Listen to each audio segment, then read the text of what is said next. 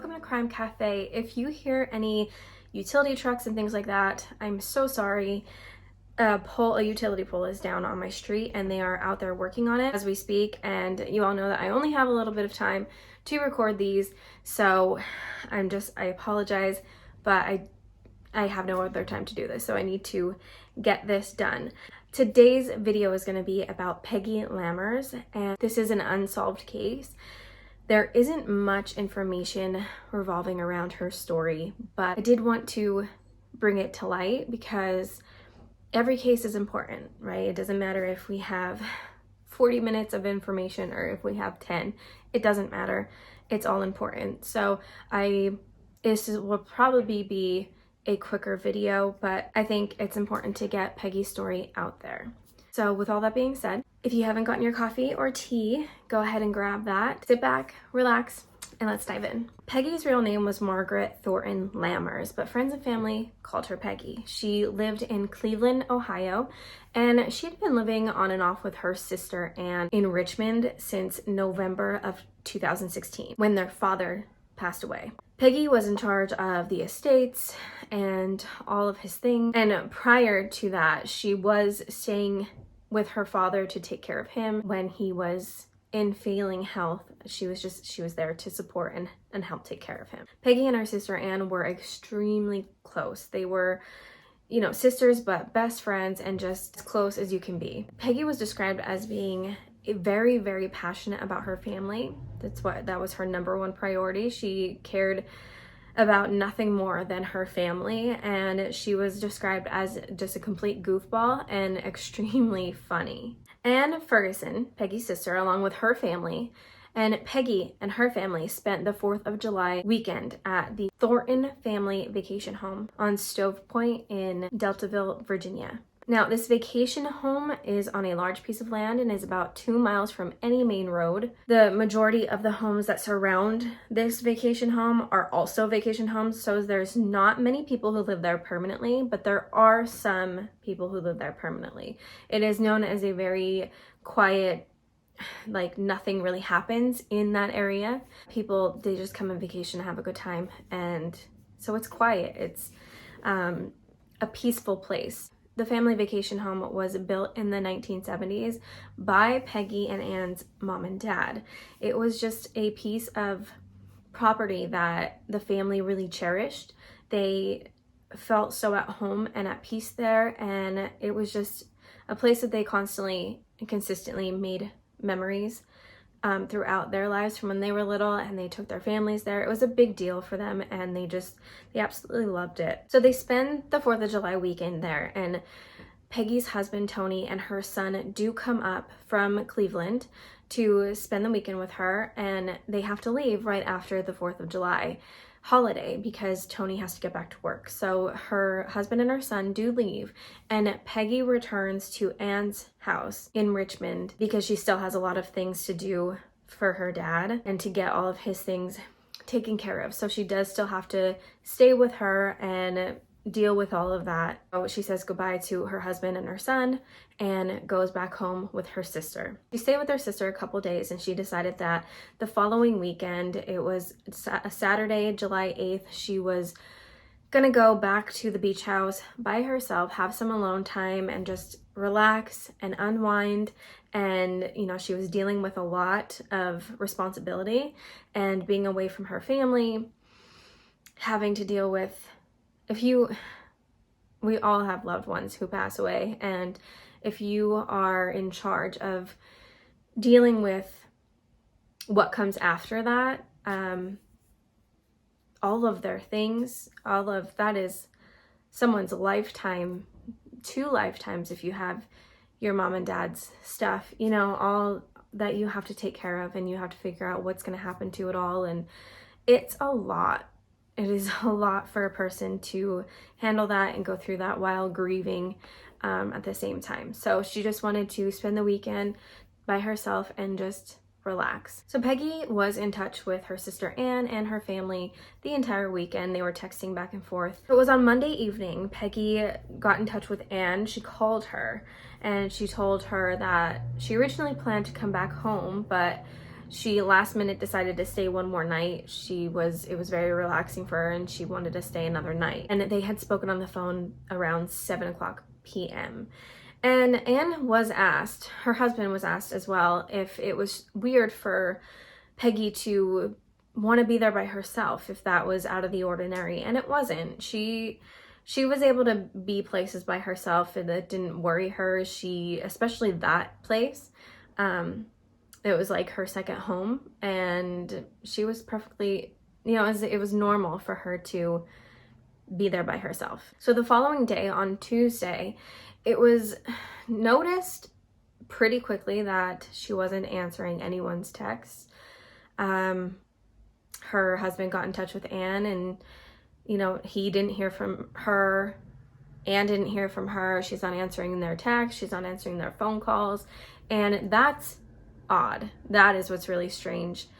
Peggy doesn't ignore family. She doesn't go without responding. At this point, Tony contacts the Middlesex County deputies and he requests a welfare check on his wife. A deputy arrived to the vacation home around 6 p.m. Back door was open a little bit. He can peek in and he did notice that a couple things seemed like they were out of place. There was a telescope that was knocked over on the ground, but it wasn't broken. It didn't seem like it was thrown or pushed over. It was just seemed like it was placed there on the ground. And he walked in. There were a couple other things out of place. It looked like maybe someone was rummaging through things.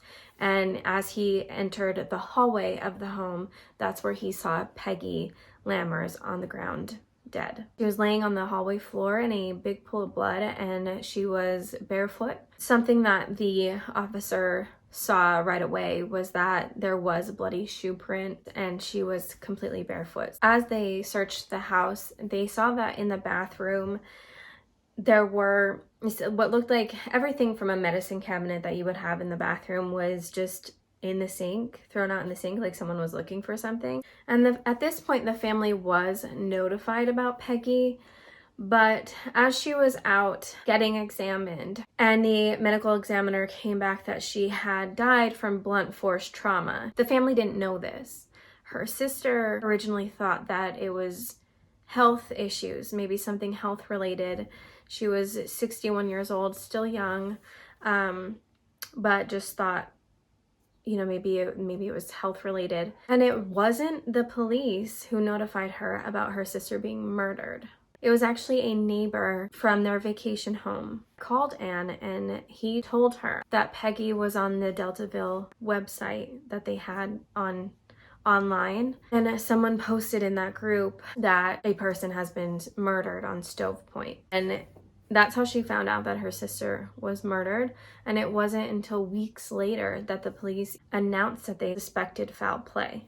So the police collected some items from the house. There were signs of struggle. There were handbags dumped out, a few beer bottles, and some things knocked over. There were lots of DNA collected. There was DNA everywhere. Some of the DNA from those samples were confirmed that they were from someone else other than the families, and that was in December of that year. Months after Peggy's death, the family was just consistently tortured with the thoughts of what happened to her, what took place that weekend, what took place that night.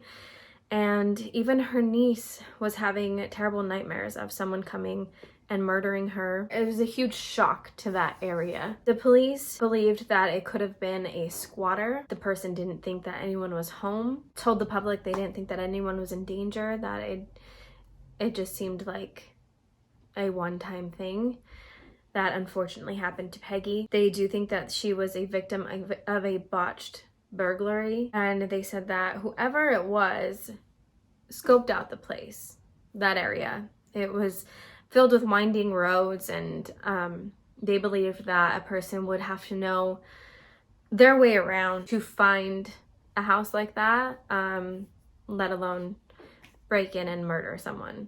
It has been said that it looks like it was a staged break-in. The stuff knocked over doesn't look like it was meant to be wrecked. After a while, Peggy's case started to go cold. The FBI left a new video 4 years later in 2021. I'm gonna link it below. It seems like they wanted to bring back Peggy's case and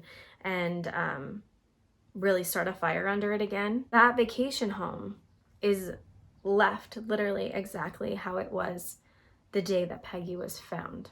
There's a puzzle set that she was working on the table. It's still there. Everything is exactly how it was. And the family, other than Anne, have never went back.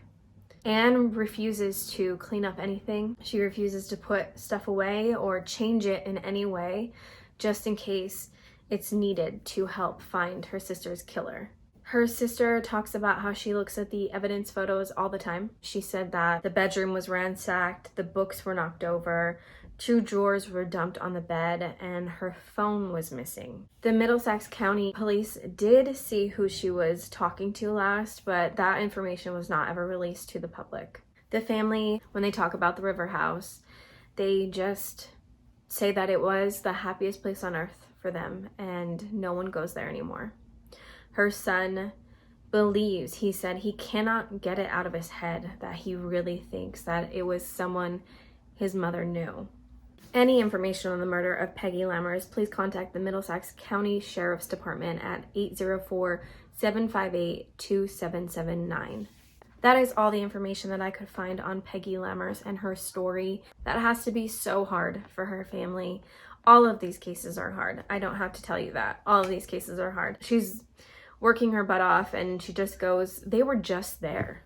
They were just there the weekend before as a family. 2 families were staying there just a few days before she was there by herself. I mean, there could be a lot of theories here. Some theories was that she had someone there with her. What do you think? What are some of your theories? Their families are there the weekend before. Then she decides to go there that weekend for a getaway, to be by herself. Usually she had her dog with her, but she didn't. And it wasn't weird for her to be alone. Wonder what made her stay an extra day.